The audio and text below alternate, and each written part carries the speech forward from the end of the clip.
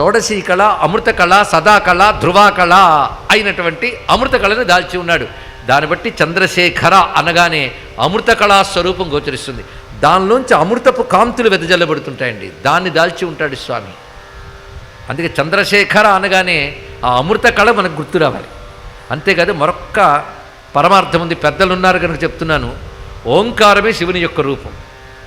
అకార ఉకార మకార బిందు నాదములు అంటారు ఇక్కడ. దాన్ని తురియం అని కూడా వర్ణిస్తారు. ఆ తురియ తత్వాన్ని చెప్పినప్పుడు ఓం అని మీరు ఎప్పుడైనా బొమ్మ గీస్తే, బొమ్మ ఏమిటి ఓం అని మనందరికీ సింబల్ తెలుసు కదా. అది ఏ స్క్రిప్ట్, ఏ భాషలో ఏదండి అది?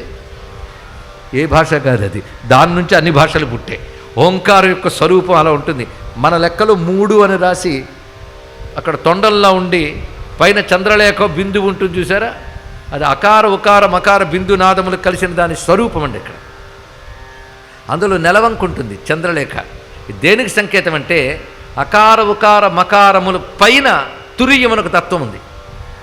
అకార ఉకార మకారాలు సృష్టి స్థితి లయ. దీనికి అతీతమైనది ఏదో అది తురియం.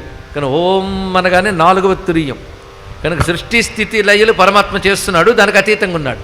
కానీ పరమాత్మ అంటే 3+1. సృష్టి స్థితి లయలు చేయువాడు అతీతుడు. ఇదే మాండుక్యోపనిషత్తు చెప్తున్న విశేషమంతా ఇందులో ఉన్నదండి. 3గా ఉన్న జగత్తంతా ఆయన ఉన్నాడు, 3టిని మించి ఆయన ఉన్నాడు. మనం దేంట్లో ఉన్నాం? 3అయిన జగంలో ఉన్నాం. కనుక భగవంతుడు 3అయిన జగత్తులో ఆయనే ఉన్నాడు, 3టికి అతీతంగా ఉన్నాడు. అతీతం మనకి ఇంకా తెలియదు. 3 మాత్రం అందరికీ తెలుసు.